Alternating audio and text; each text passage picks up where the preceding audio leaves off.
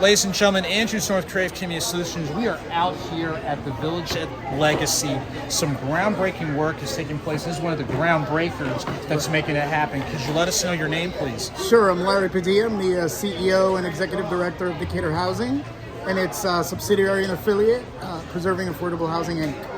I'll tell you what, first question that comes to mind, we know the work you're doing is so important.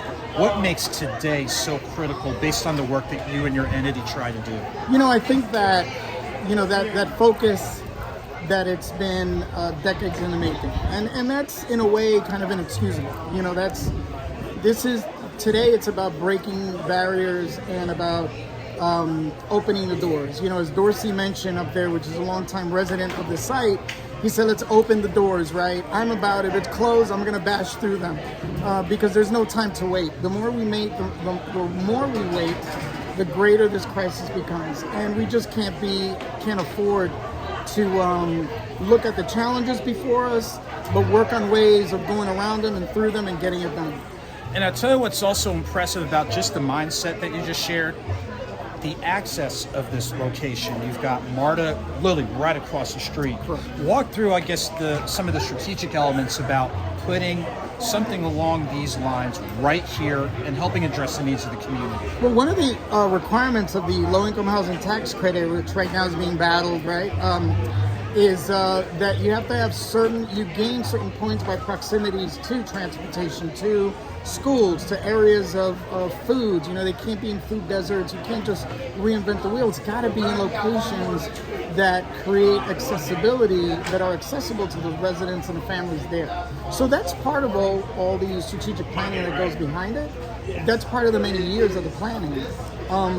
Then it's, garnering up support to, unfortunately, fight people that have a misconception of what you're about, of what these types of housing of what this type of housing is, and more importantly, breaking the stereotype of what they perceive, as I said in my speech earlier, are the people that are going to move here. These are hardworking people.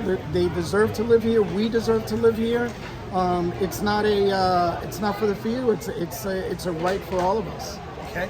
Next to last question. How do you feel this can be a template or model or framework, blueprint, just for other areas of need in the city of Decatur?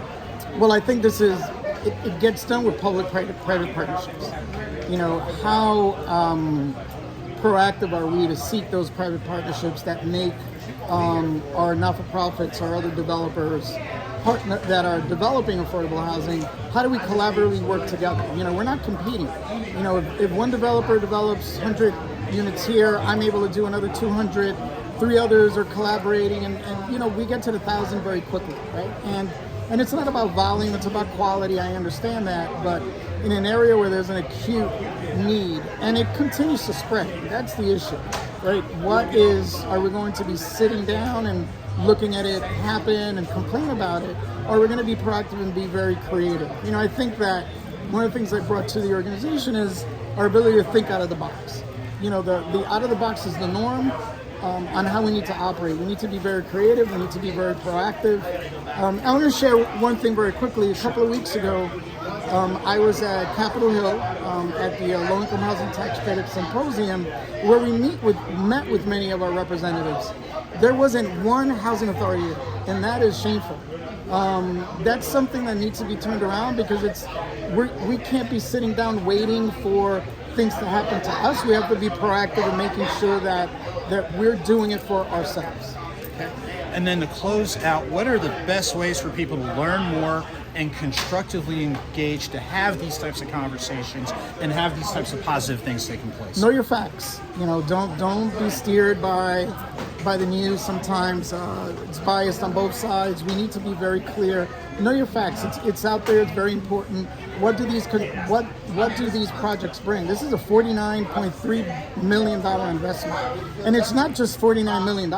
It's the dollars that brings during construction, all the economic development that these laborers leave, the residents that are going to be living here. It's only 132 units, translates to roughly 450 people that are going to be living here. They're going to be taking the trains, the bus.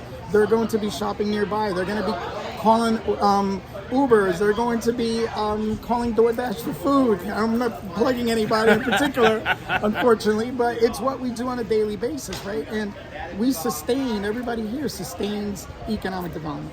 And that's what it's about. And it's important that people know that these communities bring value, bring long-term stability, and that we are a partner, not an enemy. Well, I tell you what, thank you so much for taking time. Continued well wishes, not only with this project, but projects and events you have coming up. Appreciate it. Thank you.